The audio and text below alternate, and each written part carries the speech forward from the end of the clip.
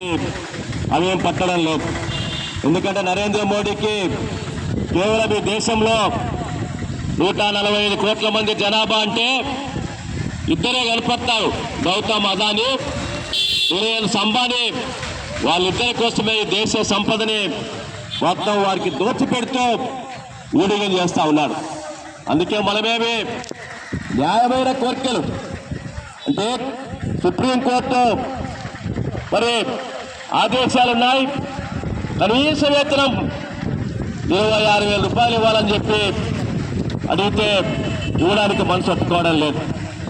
అదేవిధంగా మరి ఈరోజు కార్మిక వర్గాన్ని, ఉద్యోగుల్ని మరీ బానిసత్వంలోకి నెట్టే పద్ధతుల్లో అంటే 10 గంటలు పెంచడం, ఉద్యోగ భద్రత లేకుండా చేయడం, అన్ని తిరోగమన చర్యలకు పాల్పడుతూ మరి కార్మిక సంఘాలు, ఉద్యోగ సంఘాలు అనేక పోరాటాలు, అనేక త్యాగాలు చేసి సాధించుకున్న కార్మిక చట్టాలని రద్దు చేసి 4 లేబర్ కోడ్లని అమలు చేయబోతా ఉన్నాడు. అంటే కార్మికులు బానిసలుగా మార్చాలి. యాజమాన్యానికి, రిలయన్స్ అంబానీకో, అదానీకో, కార్పొరేట్ కంపెనీల వాళ్ళకో వాళ్ళ దగ్గర బానిసలుగా పనిచేయాలి. స్వేచ్ఛ లేకుండా, స్వతంత్రం లేకుండా వారు చెప్పినట్లు వినాలనే పద్ధతుల్లోన మరి అంత అధ్వాన్నంగా ఈరోజు కేంద్ర ప్రభుత్వం కోరుకుంటా ఉంది.